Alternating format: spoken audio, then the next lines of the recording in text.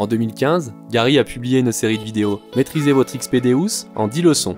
Elles ont été traduites en français et tous ces conseils sont toujours d'actualité.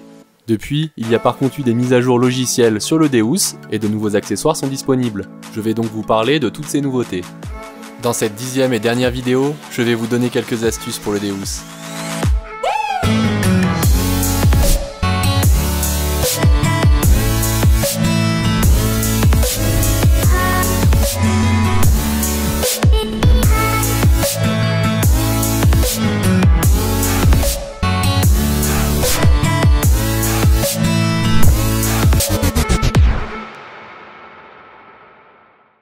Dans sa 10e vidéo, Gary vous donne quelques trucs et astuces. Je vais en profiter pour vous en donner d'autres. Beaucoup de nouveaux utilisateurs demandent si c'est normal que la LED des disques XP reste allumée. C'est totalement normal. Toutes les secondes lorsqu'il est allumé, toutes les 3 secondes lorsqu'il est en veille, et toutes les 25 secondes lorsqu'il est en veille profonde. C'est-à-dire lorsque le disque est totalement déchargé. Dans cet état, le disque ne peut plus s'allumer. Il faut donc impérativement le recharger au plus vite, sous peine d'abîmer la batterie.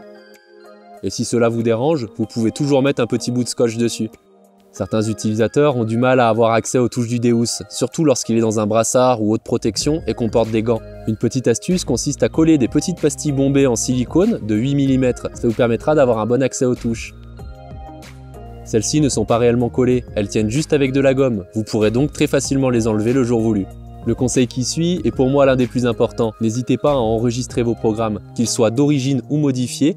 Vous les enregistrez du plus puissant au plus sélectif. Sur le terrain, ça vous permettra de très facilement passer d'un programme à un autre, en un seul clic sur le bouton plus ou moins. De ce fait, quand vous voudrez vérifier une cible avec un autre programme, ou que votre terrain changera, vous pourrez très facilement passer d'un programme à un autre. À première vue, ça peut paraître comme un détail, mais vous verrez qu'avoir ces programmes favoris les uns après les autres fait gagner beaucoup de temps. Un autre petit conseil, utilisez l'affichage XY, ça vous aidera à identifier vos cibles, surtout sur les programmes comme le Deep ou le Hot. Il faut toujours se fier au son, mais cet affichage vous donnera une confirmation. Lorsque vous obtenez une longue ligne, c'est sûrement une cible grosse ou peu profonde. A l'inverse, une ligne courte signifie que c'est une petite cible ou une cible profonde. Vous pouvez ajuster la précision du XY en activant le zoom. Pour cela, appuyez sur le bouton ping pointer.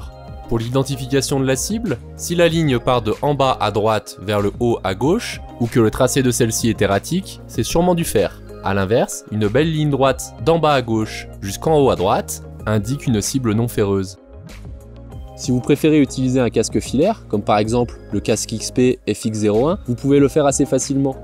Il vous suffit d'acheter le clips audio pour le WS4, vous branchez n'importe quel casque filaire dessus et vous pouvez mettre le boîtier dans la poche. Vous utiliserez donc un casque filaire sans pour autant être gêné par le fil entre le détecteur et vous.